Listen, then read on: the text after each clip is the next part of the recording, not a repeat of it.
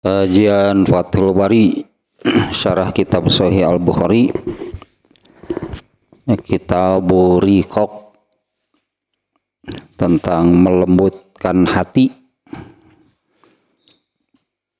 semacam jadi syarat gitu ya, melembutkan kelembutan hati. Memiliki kelembutan hati itu semacam syarat ya, untuk bisa hidayah ilmu atau apa yang diturunkan oleh Allah itu bisa masuk ke dalam hati.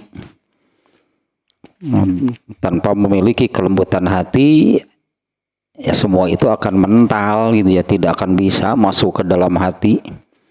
Itu yang Allah menyebut bahwa orang-orang kafir itu memiliki hati yang keras, mental, mantul, jadinya ya tidak bisa masuk. Nah, padahal mana mungkin itu bisa taat kalau hidayahnya saja tidak masuk ke dalam hati. Jadi wajib, ininya syaratnya wajib dimiliki itu ya, kelembutan hati. Dan masih bab ke-51 yang hadisnya banyak, ini ada 27. Babu sifatil jannati wan nar, ya, bab sifat surga dan neraka. Yang terakhir yang kemarin ya, hadis tentang, intinya tentang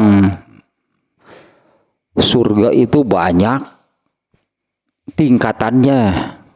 Nah, ternyata di hadis ini memang tidak disebutkan jumlah tingkatannya. Di hadis yang kemarin nih, yang terakhir, tidak disebut itu jumlah tingkatannya. Nah, di hadis lain Rasulullah SAW menyebutkan tingkatan surga itu ada 100. Ya cobalah kita bayangkan kalau semacam rumah susun atau apartemen gitu ya. Nah, ada 100 itu tingkatannya. Sementara kan surga itu satu tingkatannya, luasnya surga itu seluas langit dan bumi. Dan ada 100 tempat seperti itu ya, apa namanya, 100 lantai alah gitu. Kalau flat atau rumah susun atau apartemen ada 100 lantai. Dan kosong. Alah, ininya yang kenapa surga itu malah kosong? Karena ternyata manusia itu kebanyakan malah masuk neraka, sampai neraka itu penuh sesak, penghuninya berdesak-desakan di dalam neraka. Padahal surganya, kalau neraka gitu ya, kalau sama neraka juga ada tingkatannya. Kalau neraka itu ada 7 tingkatannya, penuh sesak gitu ya, terisi full house lah pokoknya mah. dari yang paling ringan, yang seperti ini di hadis yang keberapa ya kalau nggak salah, yang menggambarkan demikian, yang menggambarkan ini nih yang akan keluarnya dari dalam surga itu dengan syafaat jadi keluar dari dalam neraka dengan syafaat Rasulullah SAW. Nah, hadis yang sebelumnya berarti jadi hadis-hadis lainnya yang terkait dengan hadis tersebut. Nah, ada yang menerangkan seperti ini kan, di neraka itu kan ada tingkatannya, artinya tingkatan siksaannya pun itu berbeda-beda sesuai dengan tingkatannya. Nah, yang paling ringan, ini hadis populer juga kan sebetulnya ya, yang paling ringan adalah orang yang diberi alas kaki dari api hingga isi kepalanya mendidih. Dan di nerakanya itu, di dalam neraka itu kan bahasa Arabnya nar, api gitu ya, diliputi pokoknya, neraka itu diliputi api pokoknya seluruhnya. Nah, yang paling ringan itu apa namanya ya? Apinya itu hanya sampai mata kaki. Apinya itu hanya sampai mata kaki. Neraka adalah neraka tetap ya sampai isi kepalanya mendidih. Tapi apinya itu hanya sampai mata kaki kan. Beda dengan yang di neraka yang paling dalam, dia berada di dalam gitulah. Yang di dalam gulungan api, itunya di dalam gulungan api berada di dalam. Nah, yang paling ringan itu apinya hanya sampai mata kaki. Jadi ini bisa dianalogikan seperti lautan. Ada pantainya gitu kan, ada pesisirnya di mana kan kena oleh air lautnya, tapi kan hanya sampai mata kaki. Nah, teruslah semakin ke tengah semakin dalam. Nah, yang paling dalam itulah palung namanya ya, dalam bahasa kita palung. Di jurang yang paling dalam itu ya itu yang palung di dalam lautan. Nah, manusia ada yang berada di dasar palung tersebut, itu di neraka yang paling dalam. Nah, yang paling ringan ya di pantai lah gitu ya. Berlarian gitu di atas api. Aduh, seperti berlari-lari di pantai. Apinya hanya sampai mata kaki. Nah, yang paling parah, yang paling berat, ya itulah di palungnya. Karena neraka itu bentuknya jurang. Itu ada di jurang gitu ya. Dilemparkan itu dari apa namanya, dari mahsyar itu di atas, anggaplah mahsyar di atas, dilemparkan ke dalam neraka. Di dalamnya itu apa namanya, di jurangnya itu neraka. Nah, seperti itu kurang lebihnya berdasarkan hadis yang kemarin. Yang paling ringan siksaannya itu terbenam, apa namanya, terbenamnya itu hanya sampai mata kaki. Ya teruslah sesuai tingkatannya, ada yang sampai betisnya, lututnya, pinggangnya, ada yang paling dalam di dasar palung neraka.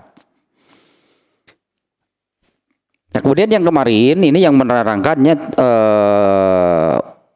Ummu Harithah.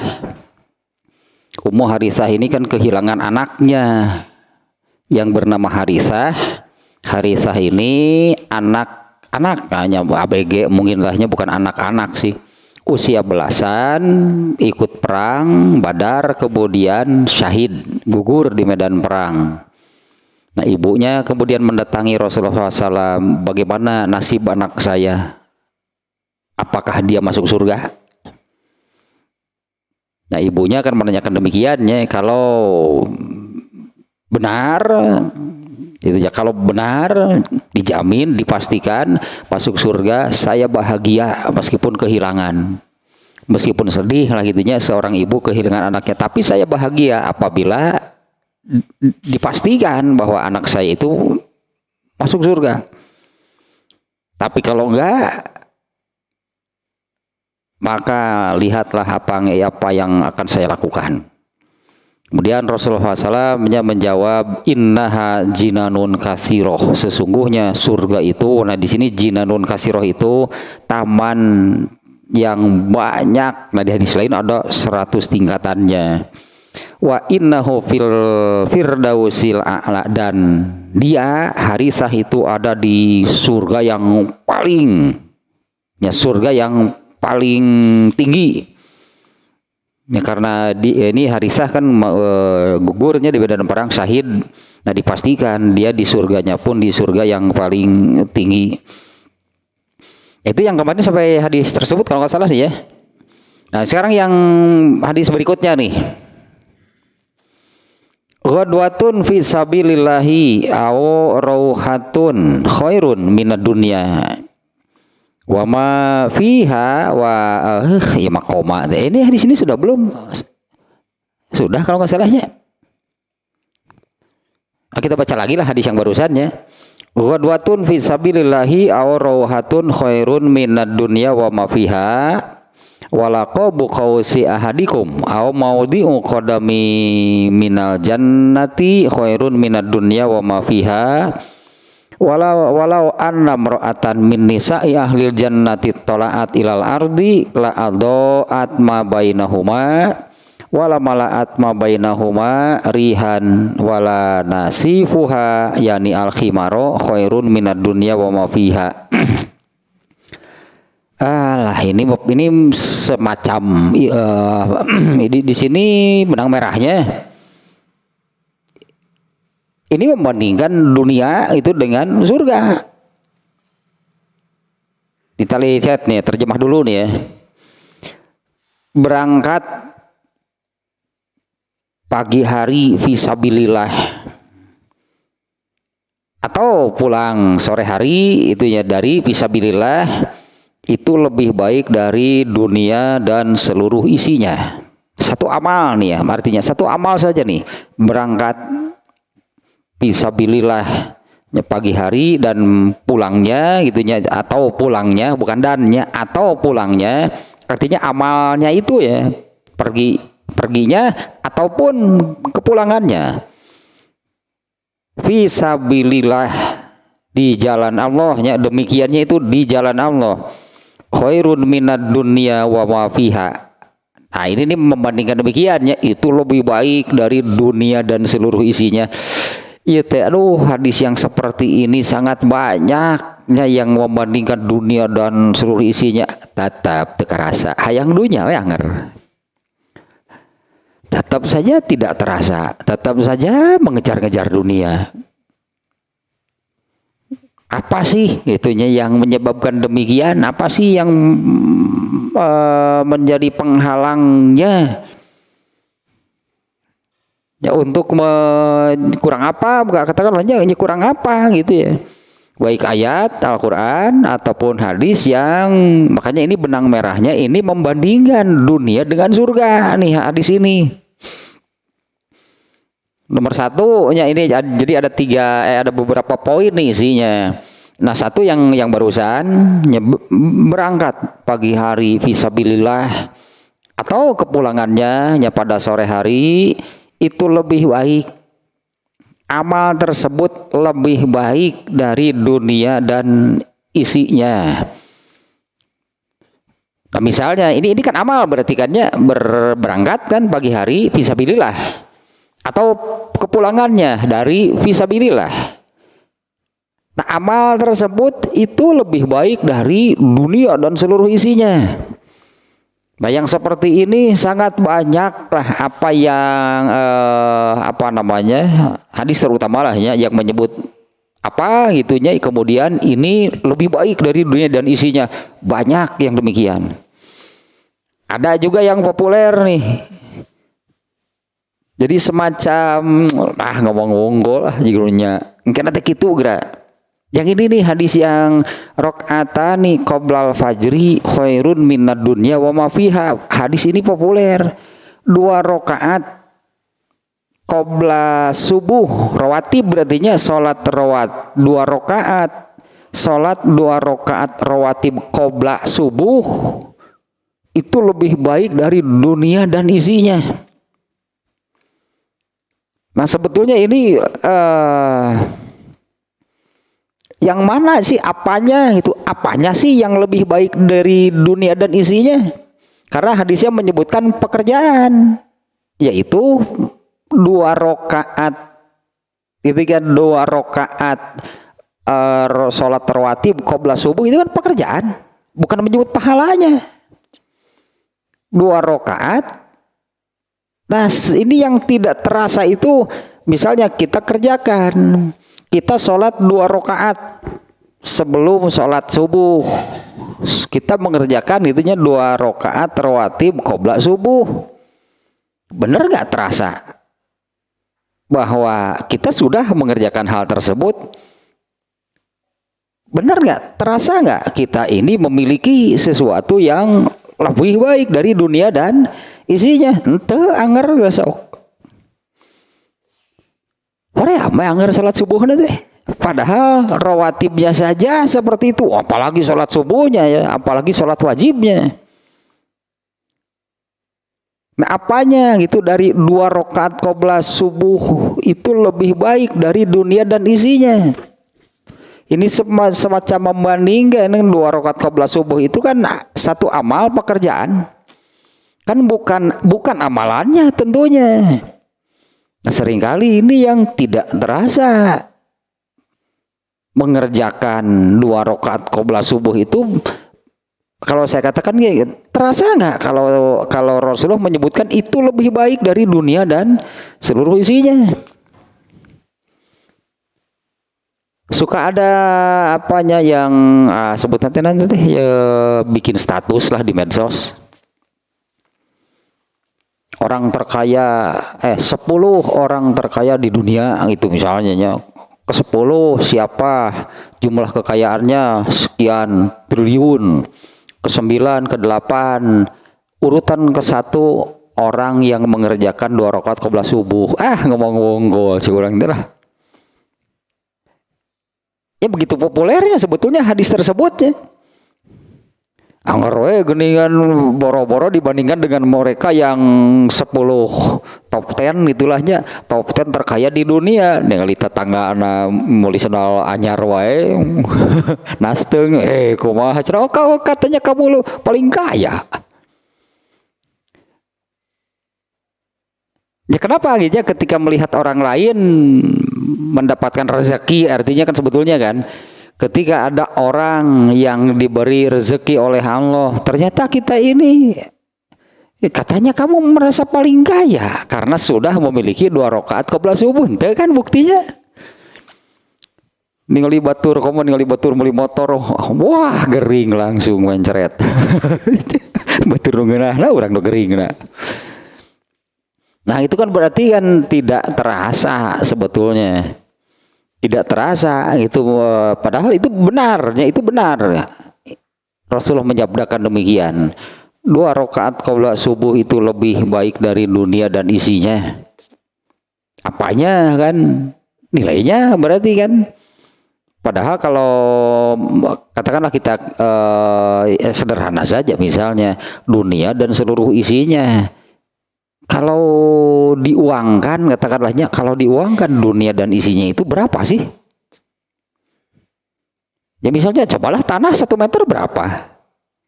Ini dunia dan seluruh isinya nih ya. Belum lautannya, belum kekayaannya. Ini kekayaan yang ada di dalam dunia, barang tambangnya, pohon-pohonnya, tanaman obatnya gitu, dan semuanya. Berapa sih kalau diuangkan dunia? Itu tidak lebih besar nilainya dibandingkan dengan 2 rakaat qobliyah subuh. Dari 2 rakaat qobliyah subuh itu apanya sih yang lebih baik dari dunia dan isinya? Ya tentu kan balasannya. Allah memberi pahala untuk sholat 2 rakaat qobliyah subuh itu kalau dibandingkan nilai pahala yang Allah berikan itu lebih besar daripada nilai dunia dan seluruh isinya. Danger we teu karasa. Nah, kita kembali lagi ke sini nih. Ini juga amal nih yang disebut di sini ya. Keluar pagi hari fisabilillah atau kembalinya sore hari dari fisabilillah itu lebih baik dari dunia dan seluruh isinya. Nah, ini kan kalau ini kan perlu, berarti diperlukan apa namanya, yang diperlukan di sini adalah yakin, sebutnya ya, perlu yakin ya sudah memiliki sesuatu yang misalnya hadis ini menyebutkan itu lebih baik dari dunia dan isinya. Artinya kalau ini lebih baik, ini lebih besar nilainya. Nah, tunggu udah gini ya. Dunia dan seluruh isinya saja. Kalau seluruh dunia dan seluruh isinya milik seseorang, dimiliki 1 orang saja, orang itu kan memiliki sesuatu yang lebih kecil nilainya daripada kalau yang tadi misalnya orang yang mengerjakan 2 rakaat qobliyah subuh. Apalagi kalau mengejar dunia, emang kebagian berapa dari dunia? Dunia seluruh dan seluruh isinya saja hanya sekian nilainya, tidak lebih besar dari nilai 2 rakaat qobliyah subuh. Tungtungna teh dunya kebagian seeutik, yang ini diabaikan. 2 rakaat qabla subuhnya diabaikan. Sebetulnya banyak yang demikian kenyataannya. Ya, banyak yang demikiannya kenyataannya, padahal ya populer lah, saya kira populer kan berarti sudah banyak lah yang tahu hadis tersebut bahwa 2 rakaat qabla subuh itu lebih baik dari dunia dan isinya. Anger we ngudag dunia hirup nanti, dan mengabaikan yang lebih bernilai, yang lebih besar. Yakin, nah itu perlu, berarti kan yang diperlukan itu keyakinan sampai benar-benar merasa saya ini kaya, gitulah, saya ini kaya karena saya memiliki sesuatu yang Rasulullah SAW menyebutkan itu lebih baik dari dunia dan seluruh isinya. Ya apalagi kalau dibandingkan dengan, ya katakanlah sekarang di dunia ini kita ini memiliki apa? Bukan udah tanah gitu boga sameter-meter acan komo gitu batu. Teu boga naon emas ugan boga sagram teu. Tapi terus mengejar dunia yang sebetulnya nggak dapat apa-apa kan? Ya misalnya tanah teu boga sameter-meter acan, emas teu boga sagram-sagram acan. Padahal seluruh dunia dan isinya saja, ya di situ ada tanahnya, di situ ada emasnya, ada barang tambangnya, ada kekayaan lautnya dan sebagainya. Semuanya itu kan lebih kecil, lebih rendah nilainya daripada apa namanya sebutannya ya, pahala lah jadinya, pahala balasan yang sudah pasti sebetulnya balasannya. Sudah pasti itu balasannya itu dari Allah.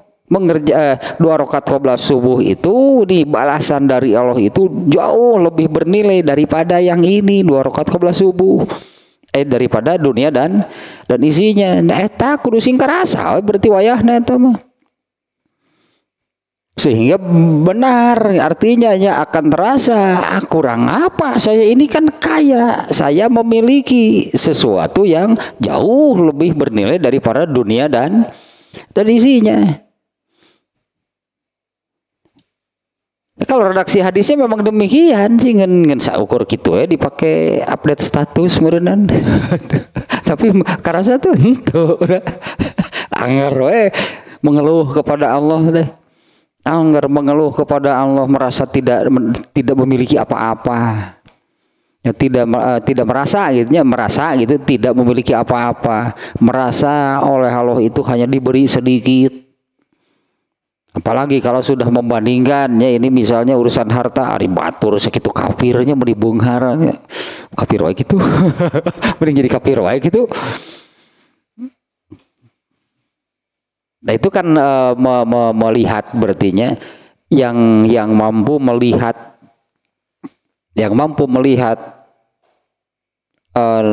benar itu benar nih, yang mampu melihat ya ternyata benar nih bahwa 2 rakaat qabla subuh ya seperti yang di sininya berangkat pagi hari di jalan Allah dan kepulangannya itu benar, ini jauh lebih bernilai, jauh lebih besar, jauh lebih apa namanya ya kaya gitu dibandingkan dengan memiliki seluruh dunia dan isinya.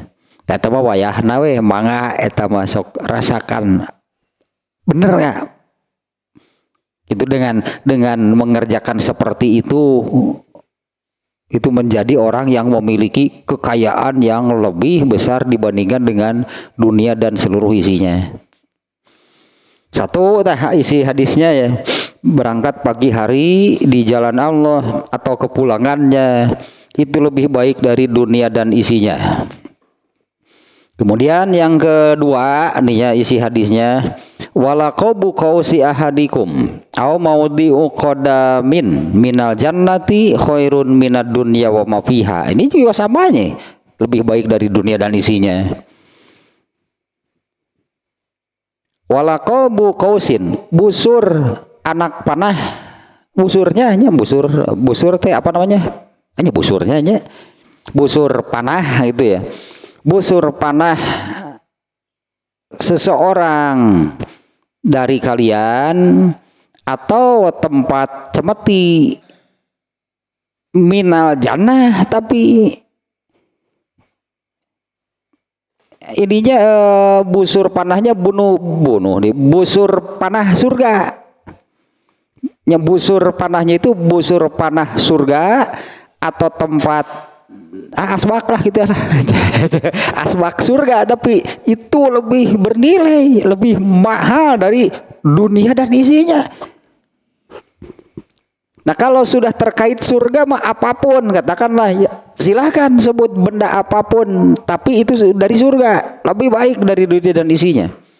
Di sini contohnya busur panah, tempat cemeti, ya silakan asbak gitulah, asbak surga. Nah, eta lebih baik dari dunia dan isinya, asbak lah katakanlah. Ya, atau misalnya gelas kah, misalnya gelas surga, piring surga, apalagi istana surga. Ini yang disebut oleh Rasulullah di sini kan busur.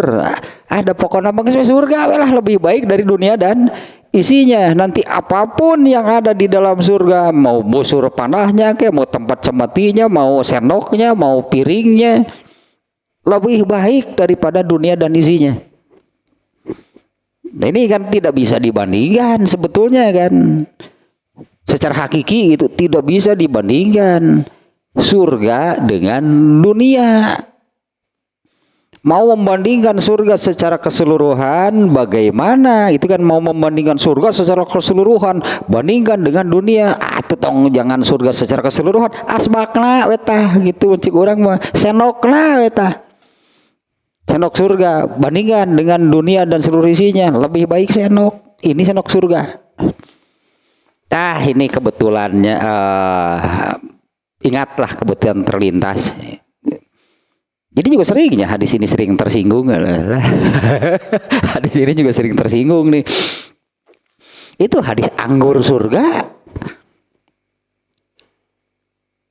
Di mana kan Rasulullah SAW itu sedang sholat gerhana. Dalam peristiwa gerhana tentunya ya.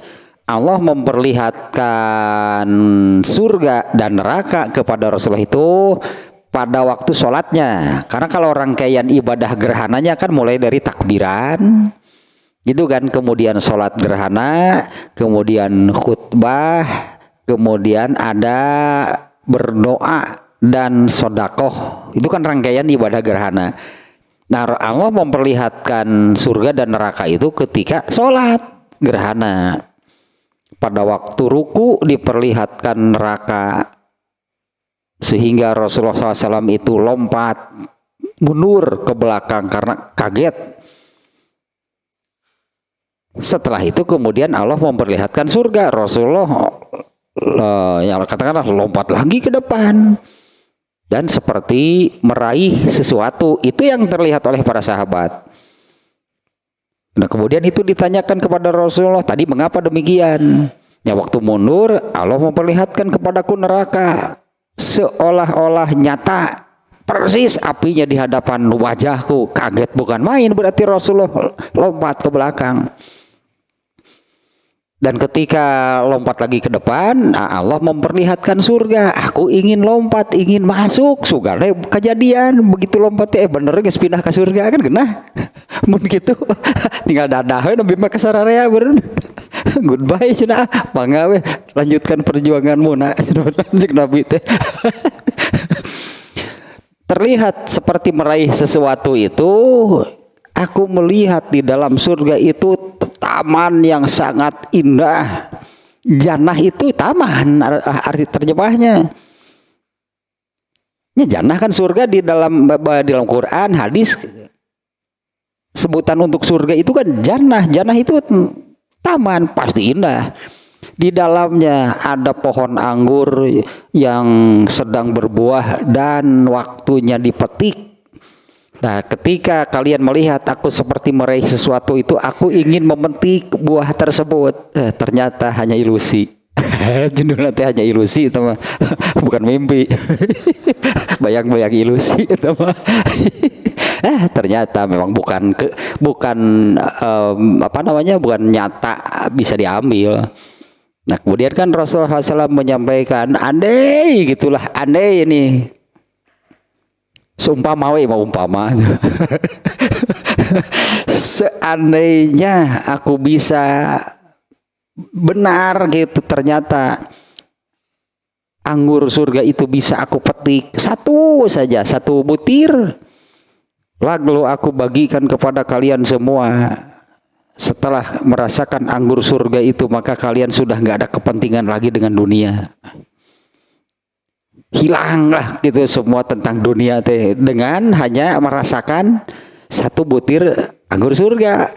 Itu kan juga bisa disebutkan, berarti satu butir anggur surga lebih baik daripada dunia dan isinya. Nah, Rasulullah sudah menyatakan demikian. Kalau kalian, andai surga itu benar bisa aku petik lalu aku bagikan kepada kalian, setelah merasakan anggur surga itu, maka kalian sudah tidak ada kepentingan lagi, geus teu harayang dunia teh. Sieun teh geuleuh we ningali dunia teh, lah aing mah yang buru-buru lah lo itu. Sieun teh moal leungit terasaan teh di dieu teh eta yang akan terus itunya aneh gitu merasakan anggur surga. Aduh, ieu geuning anggur surga teh geus dunya mah teu harayang lah. Rek ditawaran anggur Perancis, anggur Spanyol, anggur naon wae ge lah. Komo anggur Cirebon mah jamblang gitu mah. Komo anggur Jawa mah jeung pahit jeung naon teh. Komo jeung eta mah.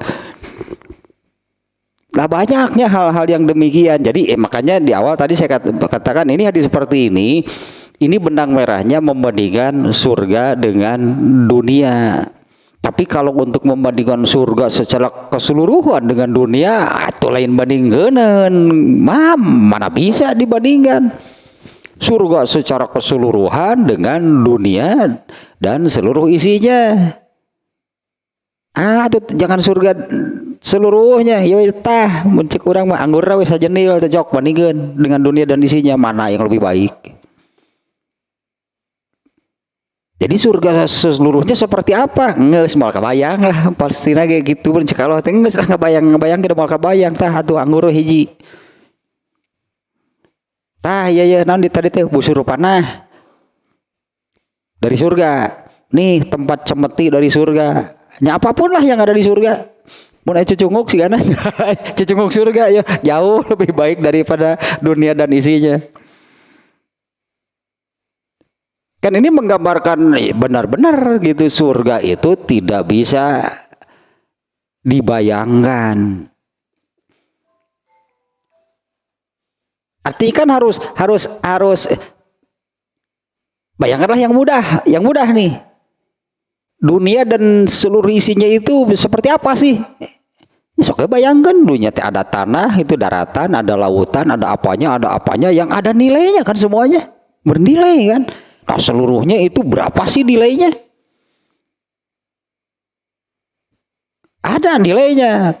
Kalau dimunculkan nominalnya, entah angkanya sampai berapa panjang.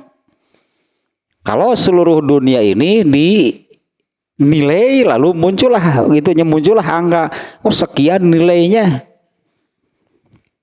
Anggur hiji lewat. Kabeh coba anggur hiji, coba berapa anggur surga, kalau ada yang jual berapa harganya?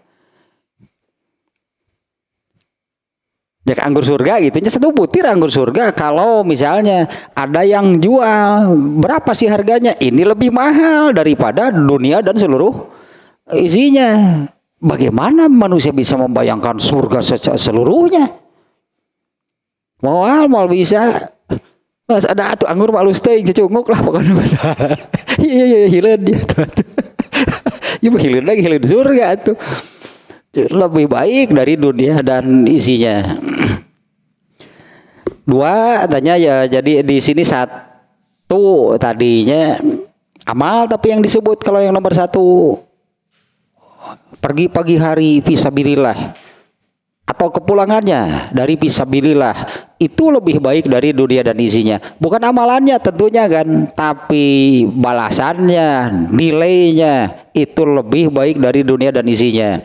Nah, yang kedua ini baru menyebut benda yang ada di dalam surga. Busur panah nih yang disebut di sini, atau tempat cemeti dari surga lebih baik dari dunia dan isinya. Jadi ya. Iya, iya. Walau, aduh pakai lau, pun pakai iza itulah. Maka pakai lau tiap moal teh ya. Hari pakai lau, moal ya. Artinya ini kan ya supaya punya gambaran. Walau anam ro'atan min nisa'i ahlil jannah, aneh ya, cuma berandai-andai ini. Andai saja bidadari, ya bidadari kan kita biasa menyebutnya kan bidadari ya, perempuan surga nih. Andai satu saja perempuan dari, ini kalau terjemah harfiahnya, anam ro'atan min nisa'i ahlil jannah, andai saja satu perempuan dari semua perempuan penghuni surga, tolaat alal ardi, turun ke bumi, datang ke bumi, siga kumaha kira-kira nah. Kalau bidadari surga Allah datangkan ke bumi, ya seperti ini nih digambarkannya, la adoat ma bainahuma, lantaran kinclong, daun glowing. Apa namanya atunya? Jadi di kalau di la adoat ma bainahuma, cahayanya itu akan menerangi seluruh jagat raya. Apa namanya? Bercak berinong, glowing. Hurung gitu. Oh beda aja, jangankan bidadarinya itu tadi saja, busur saja lebih baik dari dunia dan isinya, apalagi ini bidadari surga. Kalau saja, sebutlah demikiannya, bidadari surga itu kalau saja Allah turunkan ke bumi, la adoat ma bainahuma, maka cahayanya itu akan menerangi seluruh jagat raya. Matahari melewat atuh. Ini soal meneranginya gitu ya. Ya temuran bekatku, alah tinggal itu bidadari. Putih, bersih, bercahaya, modelnya ya taklah kinclong, glowing dan sebagainya lah pokoknya mah. Belum lagi kan digambarkan hurun in sebutannya. Hurun in itu menyebutkan matanya mata bidadari surga, apa namanya, jelita bahasa kitanya ya cantik jelita. Itu ningali mata nabungkul wae sih neng des. Kakara ningali panona. Kakara ningali panona wunggul kayak. Belum lagi kan digambarkan ya sampai seperti ini ya.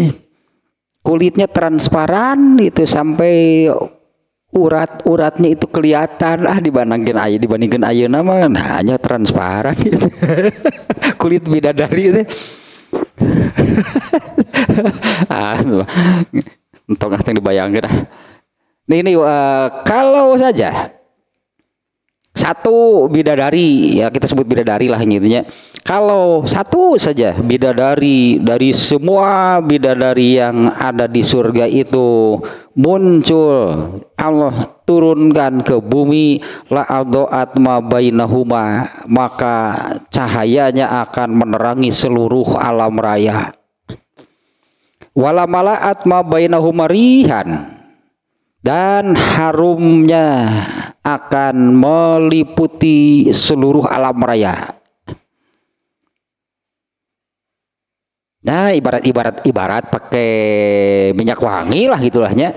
Ibarat pakai minyak wangi, pakai parfum, harum. Seperti apa harumnya? Seluruh alam raya ini akan kebagian itu, akannya memenuhi seluruh alam raya. Harum atau aroma tubuh bidadari itu harum, kalau turun ke bumi akan memenuhi seluruh alam raya ini. Wala nasifuha, dan kerudungnya pakai jilbab ternyata. Bidadari ternyata berjilbab tuh. Wala nasifuha yakni al khimaro, ya, dan kerudungnya, ya kerudung lah kita terjemah demikiannya, dan kerudungnya penutup kepalanya itu dari bidadari surga itu khairun minad dunya wa ma fiha, lebih baik dari dunia dan seluruh isinya. Apa kan nama tentang surga malah boro-boro bidadari tadi ke hileud orok lah tuh hileud orok mau apapun lah gitu asal itu dari surga pasti lebih baik dari dunia dan isinya. Ini kebetulan saja nih ya ini menyebut bidadari itu bidadari apa namanya bidadari surga. Kalau mereka turun itu ke bumi seperti itulah gambarannya. Jadi kebetulan nih ya berdasarkan hadis ini juga nih ya. Kalau yang tadi bahwa surga yang apa namanya lantai tingkatannya ada 100. Ya, surga itu ada 100 tingkat. 100 tingkatan ya karena kan pasti nggak sama kan setiap orang itu kan amalnya tidak sama dan setiap orang itu akan masuk surga sesuai dengan amalnya ya nanti akan menempati tingkat berapa lah gitu ya sesuai dengan amalnya tapi ternyata kan kosong gitu kan surga itu lengang kekurangan penghuni. Sementara neraka manusia malah berdesak-desakan di dalam neraka. Nah, hadis yang menerangkan demikiannya neraka penuh sesak, sementara surga itu lengang kosong. Sampai Allah harus menciptakan makhluk baru yang belum pernah diciptakan ketika sekarang ini belum diciptakan. Allah nanti akan menciptakan makhluk baru untuk menjadi penghuni surga. Kalau tidak lebar atau kosong untuk manfaat. Saya ciptakan di situ. Lebar itu surga kosong nah itu jelema ada ke neraka. Allah menciptakan penghuni baru. Nah, semacam di sininya bidadari surga. Kan enggak ada kan di dunia kan? Nyenke berarti ya nanti adanya di surga. Sekarang di dunia ada nggak bidadari surga? Ya nggak ada, nanti adanya di surga. Seperti apa? Kalau bidadari surga itu dihadirkan ke dunia, nah seperti ini gambarannya. Berarti kan bidadari surga itu adalah makhluk yang Allah ciptakan di sana, bukan sekarang. Gambarannya bidadari surga yang nanti Allah ciptakan kalau dihadirkan ke dunia tah siga kitu tah nanti bidadari surganya. Nah, apakah ininya di antara apa namanya Allah akan menciptakan makhluk baru? Kalau seingat saya di dalam hadis itu makhluk baru, bukan manusia baru, entah seperti apa makhluknya. Allah akan menciptakan makhluk ciptaan baru lah gitunya. Oh mungkin juga manusia ya mangga gitulah. Berupa manusia, berupa bidadari, berupa apa? Mungkin ini diantaranya bidadari itu memang diciptakan nanti di sana. Nggak ada sekarang di dunia bidadarinya nggak ada di sana. Ya nantilah adanya di surga. Jadi lumayan haneuteun lah surga teh mah. Sepi atuh kenapa ke makabarana atuh jelema teh cek Allah teh pada kemana ini manusia ini malah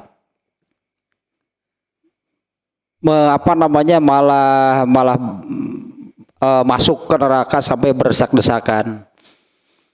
Aduh ini hadisnya ini masih ada nggak ya tadi saya baca nih tentang Dajjal. Kalau saya pernah mengatakan begini, ternyata pas gitu dengan hadisnya yang menerangkan sebentar nih ya. Nah, kebetulan nih saya masih ingat nih. Ini hadis tentang Dajjal. Hadisnya riwayat Ibnu Majah. Ya, Hudzaifah, nah biasa hadis seperti ini Hudzaifah spesialis ya. Hudzaifah mengatakan Rasulullah SAW bersabda, Dajjal itu mata kirinya tidak melihat, rambutnya lebat, dan bersamanya terdapat surga dan neraka. Namun nerakanya adalah surga, sedangkan surganya adalah neraka. Surga ini ya, sekali lagi nih, ini terjemahnya seperti ini ya. Dajjal itu buta mata kirinya, rambutnya lebat, dan bersamanya terdapat surga dan neraka. Namun nerakanya adalah surga dan surganya adalah neraka. Ini kiasan. Ini kiasan dari sebutan di sini mata kirinya, sebelah matanya tidak melihat. Ini kiasan dari penglihatannya tidak sempurna, sehingga salah melihat, salah menilai. Nah, dari kalimat yang terakhir, surganya adalah neraka dan nerakanya adalah surga. Artinya karena salah penglihatannya tidak sempurna, sehingga salah melihat, salah menilai, salah menyimpulkan. Maka jadilah orang yang ketika melihat surga itu seolah-olah itu neraka, maka gak mau. Ketika melihat neraka seolah-olah itulah surga, maka itulah yang dituju. Itu orang yang kena dajjal.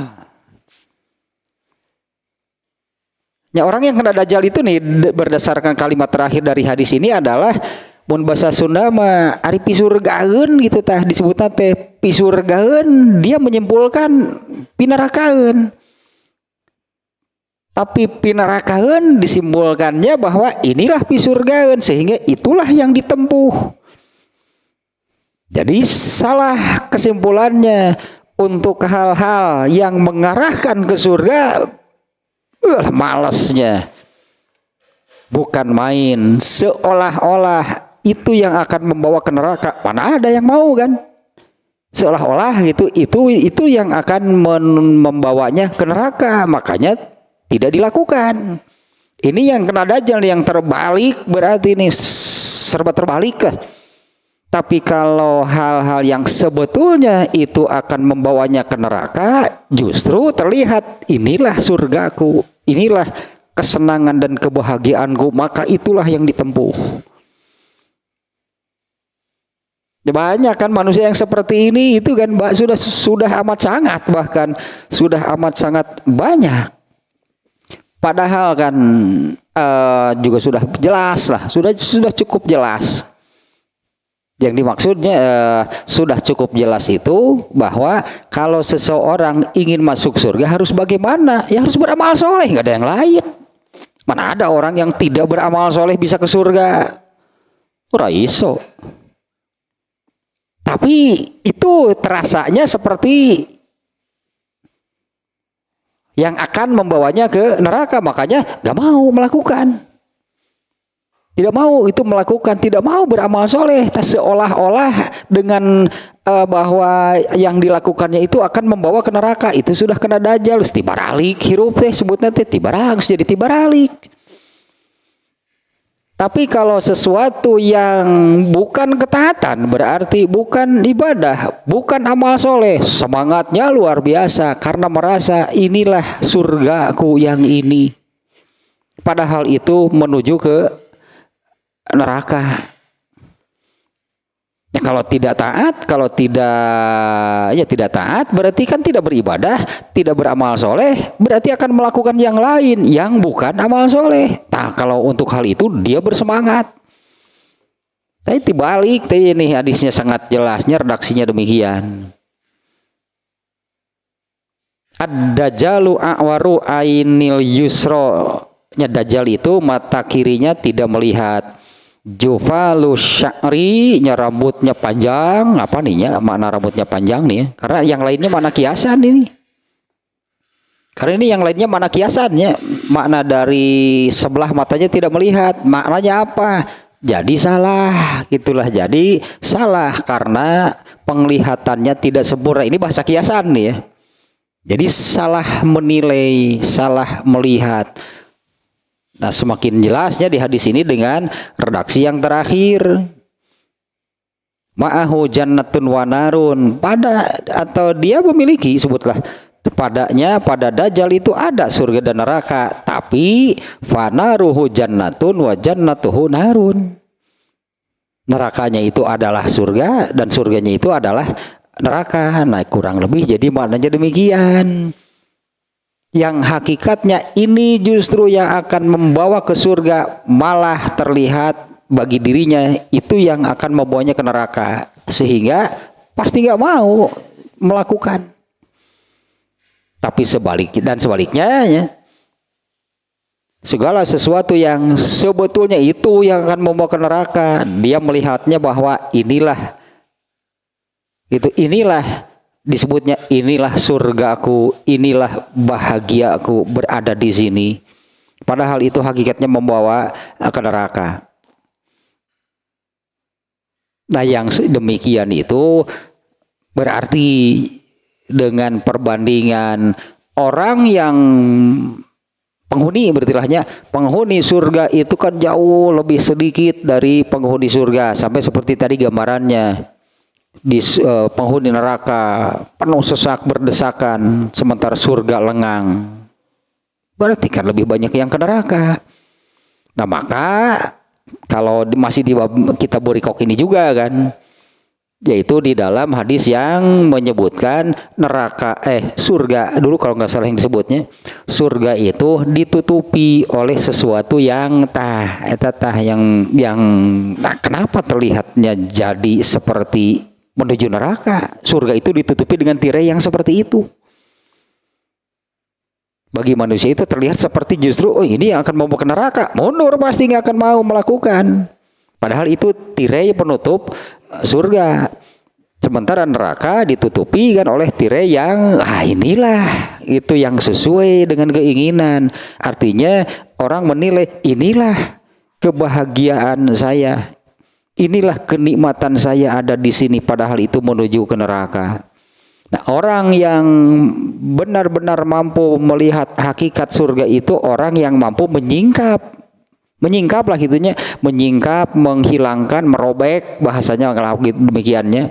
Orang yang mampu menyingkap itu, menghilangkan, merobek tirai penghalangnya, baru akan nampak yang sesungguhnya. Surga yang sesungguhnya seperti apa, neraka sesungguhnya seperti apa. Nah, kalau tidak mampu menyingkap tirainya, pasti seperti ini. Melihat surga itu bukan yang sesungguhnya, tapi tirainya penutupnya. Melihat neraka bukan yang sesungguhnya, tapi tirainya penutupnya. Dan Allah jadikan terbalik. Ya, untuk surga itu tirainya itu justru yang menurut penglihatan manusia itu neraka. Kalau neraka ditutupi oleh tirai yang menurut penglihatan manusia itulah surga, itulah kenikmatan, kebahagiaan, kesenangan ada di sana, maka manusia mengarah ke sana. Padahal aslinya dikatakanlah nih diantaranya ada 3 berarti kan ya yang disebut di sini nih. 1 amal yang disebut. Keluar pagi hari fisabilillah itu lebih baik dari dunia dan isinya. Kemudian yang kedua, benda-benda nih yang disebut di dalam surga, busur, panah, atau tempat cemeti, surga lebih baik dari dunia dan isinya.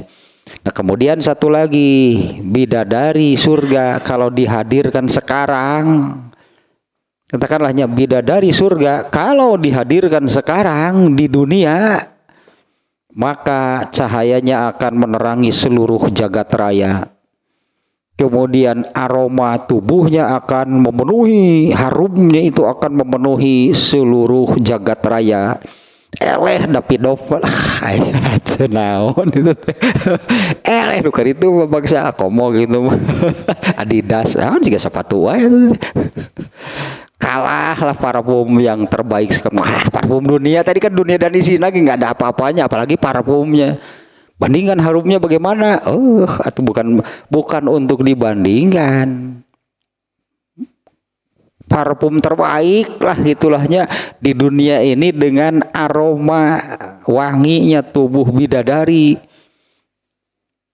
di mana harumnya ini akan memenuhi, meliputi seluruh alam raya. Kemudian kerudungnya itu juga memenuhi lebih baik daripada dunia dan isinya. Nah, artinya kan di sini hanya menyebut satuan-satuan lah gitunya yang ada di surga. Bagaimana dengan surga seluruhnya? Mana bisa manusia membayangkan? Kan mana bisanya manusia membayangkan surga seluruhnya? Atau suganku iya we kabita teh ku surga. Hanya dengan menyebut beberapa satuan-satuan yang ada di surga, itu pun satuan yang disebutnya itu benda-benda yang bukan benda-benda yang misalnya istananya wah terlalu megah, terlalu besar gitu untuk dibandingkan. Ya betah busur panah misalnya. Ya yang disebut di sini kan kerudung bidadari tadi, kerudung katakanlah sebuah kerudung busur panah jauh lebih baik daripada dunia dan isinya. Ada juga kan yang kemarin yang membandingkan kalau surga seluruhnya dibandingkan dengan dunia seperti apa. Yang kemarin lah yang kemarinnya yang sebelumnya yang hadis riwayat siapa Ibnu Majah yang perbandingan dunia dengan surga itu ibarat seseorang mencelupkan telunjuknya ke dalam lautan lalu diangkat. Nah, dunia itu adalah jumlah air yang nempel di jarinya, sementara surga itu samudra lautan seluruhnya. Bisa gak dibayangkan, dibandingkan dunia ini seperti dengan perbandingan tadi, perbandingan dunia dan surga itu ibarat seseorang mencelupkan telunjuknya ke dalam lautan kemudian diangkat. Nah, dunia itu ibarat air yang nempel di jarinya, sementara surga itu samudra lautan seluruhnya. Kan bukan untuk dibandingkan, mungkin itu nggak bandingkan segelas jeung saember lah, tuleuheung keneh aya keneh lah gitunya. Ya satu gelas dengan satu ember nih perbandingannya masih bisa lah ini dibandingkan jumlah sekian mah. Kalau dengan skala tema ini 1 banding berapa sih? 1 gelas dengan 1 ember. Ya 1 ember berapa gelas? Kalau misalnya 1 ember ini 100 gelas, berarti kan banding 100. Nah ini coba air yang nempel di jari ketika diangkat berapa banyak? Anggaplah 1 tetes mungkin semuanya. Hanya 1 tetes. Jadi 1 tetes air dibandingkan dengan air yang ada di samudra. Katakan di seluruh dunia ada berapa samudra? 7 ya. Hanya Atlantik, Pasifik dan sebagainya lah nukar itu kan. Ada 7 samudra. Air setetes dibandingkan dengan jumlah air lautan seluruhnya. Itulah bandingan dunia dan surga. Tapi tapi yang kemarin juganya yang ternyata cukup banyak juga ayat yang menerangkan demikian. Yang saya ingat yang kemarin itu yang ini kan, yang bal tu'sirunal hayatad dunya, tapi kalian malah lebih memilih dunia. Ayat itu maknanya demikian ya, bal tu'sirunal hayatad dunya, tapi kalian malah lebih memilih dunia. Mengapa demikian gitu? Mengapa demikian? Padahal kurang apa? Baik ayat ataupun hadis yang barusan kan membandingkan 1 tetes air, dunia itu ibarat setetes air dibandingkan dengan surga itu air di seluruh samudra, di seluruh dunia.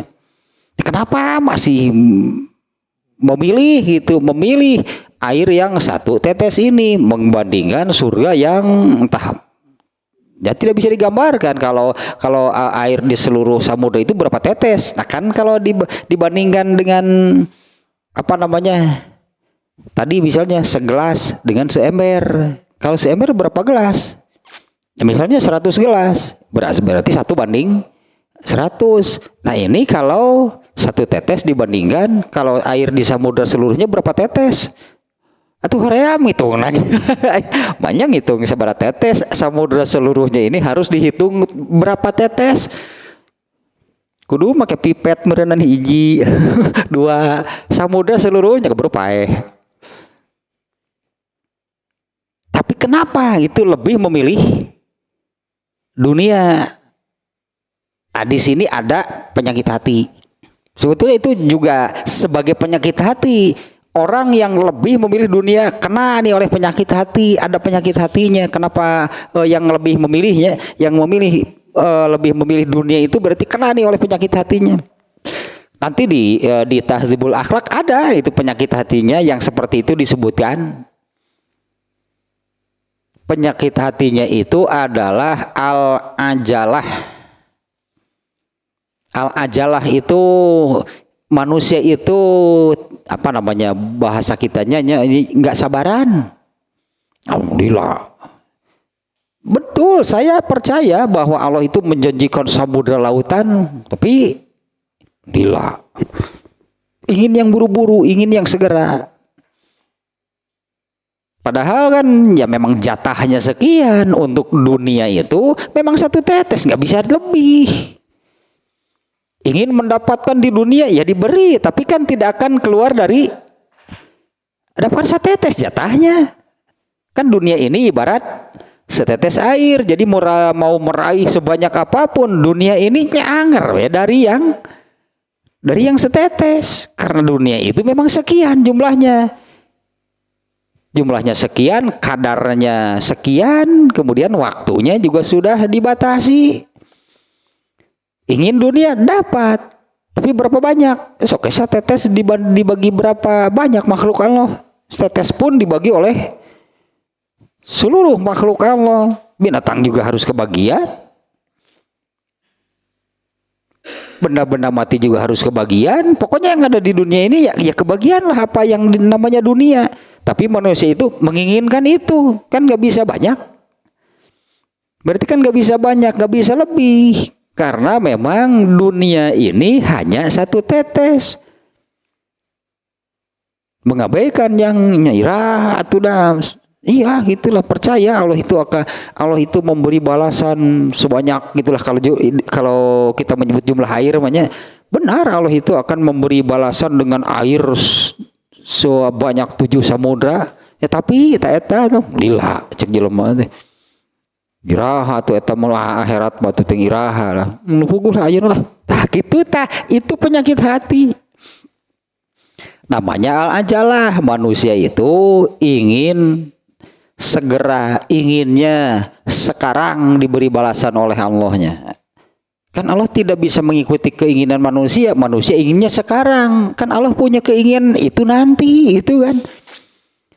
Manusia kan inginnya segera, inginnya sekarang. Sementara kan Allah tidak bisa gitu mengikuti keinginan manusia. Bukan Allah tidak memberi balasan untuk di dunia. Allah memberi balasan untuk di dunia, tapi kan dunia sudah Allah tetapkan memang jumlahnya satu tetes. Jadi balasannya iya sakit tuh. Makanya ada orang yang menginginkan kehidupan dunia, boleh kata Allah diberinya sakit tuh dunia mawayahna. Bahkan sebagai orang terkaya di dunia saja berapa sih jumlahnya? Anggar cukup akan sakit itu geningan. Ya itulah dunia. Ya orang terkaya di dunia kan kekayaannya masih bisa dihitung kan? Ya kekayaannya kan masih bisa dihitung. Ya misalnya kalau kekayaan kalau dibagi ya bergerak dan tidak bergerak lah gitu. Misalnya punya tanah berapa banyak, berapa luas, sekian misalnya. Kemudian kendaraannya berapa banyak, sekian. Kemudian tabungannya, sakitunya kebagian nanti rugi. Ternyata hanya sekian. Padahal dia ini dengan gelar manusia terkaya di dunia, ngan sakitu geningan. Belum lagi misalnya rumahnya banyak. Anger we sare mangaringguk di juru tah ngan segede kitu jelema mah geuningan. Rumahnya berupa naon sebutanna sih eta teh nu karena itu teh. Nya rumahnya berupa apa gitu nya. Ternyata waktu tidur sakitu di dinya geus we nya. Sugan gimana kan ticak kabeh henteu ya atuh gede-gede teh ieu mah teh. Ngepelna beri weuh. Ngepelna beri puh. Belum lagi rumahnya ada berapa, wah moal kapapaya kabeh. Nah naonan tungtung nanti. Apalagi kalau betul-betulnya melihat, coba lihat nilainya, bandingkan dengan apa yang akan didapatkannya di dalam surga. Kan untuk ini saja kan, untuk orang yang mendapatkan surga yang paling rendah, ya surga yang paling jelek lah katakannya dalam tanda kutipnya, surga yang paling jelek nih, karena orang ini mendapatkan jatah surganya memang surga yang itu sesuai dengan amalnya, mendapatkan surga yang paling rendah, yang paling jelek. Surganya itu seluas 10 kali luasnya dunia, ini yang paling jelek. Ketika di dunia dia punya tanah berapa luas? Di dunia membuka sakit asal, wah tanah saya sekian hektar. Di akhirat itu yang paling jelek saja, yang paling rendah jatah mungkin lah gitunya, jatah surganya itu 10 kali dunia, luasnya itu 10 kali luasnya dunia. Kemudian istananya yang paling jelek padahalnya itu istananya 10 kali lebih megah, lebih luas, lebih indah, lebih hebat dari istana yang paling megah yang ada di dunia. Makanya ini kembali ke di sininya. Makanya di sinilah katakanlah apa namanya? Ini kan wahyu kan? Ini wahyunya. Seolah-olah Allah memerintah mau membandingkan surga dengan dunia, sebutlah busur panah gitu, kan Nabi teh busur panah surga. Itu jauh lebih baik daripada dunia dan seluruh isinya.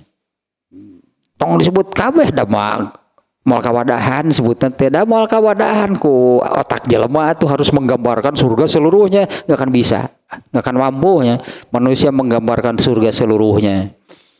Ya dengan perbandingan tadi juga sudah cukup lah gitunya. Kalau dunia dan seluruh isinya itu ibarat setetes air, kalau surga itu jumlah air di samudra lautan seluruhnya. Nah, hanya masalahnya tadi manusia itu kena oleh penyakit hati al-ajalah namanya, nantilahnya di Tahdzibul Akhlak ada pembahasannya. Penyakit hati nomor berapa gitu al-ajalah. Nah, sehingga manusia itu suka mengatakan demikian, bukan tidak percaya Allah menjanjikan yang sedemikian wah gitu nanti di akhirat berupa surga. Kan gitu ta jelema mah lila. Mau nggak yang ayeuna? Ya diberi oleh juga, mau sekarang boleh diberi, ya diberilah apa yang di dunia ini. Jadi berilah oleh Allah hanya apa yang ada di dunia ini, tapi nyada dunia mah sakit itu mah leuwih kalau kumaha ge. Tidak akan lebih bahwa dunia dan isinya seluruhnya ini ya setetes air.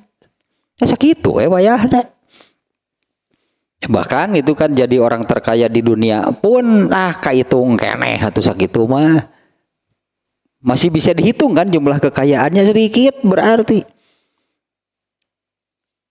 Kalau di sini menyebut dunia, karena di sininya dunia wa ma fiha, berarti kan dunia dan segala-galanya dan segala isinya. Padahal kan kalau dinilai kan ada kan nilainya kalau mau dinilai. Ya misalnya lah ini emas yang ada di seluruh dunia berapa banyak? Nah, hitung sebenarnya mah. Timahnya misalnya, timah nih yang ada di seluruh dunia berapa? Kan ada kan sebetulnya deh, memang sudah dijatah oleh Allah. Itu semuanya gitu tidak lebih baik daripada menyebut satu benda saja yang ada di surga. Busur panah surga lebih baik daripada dunia dan isinya.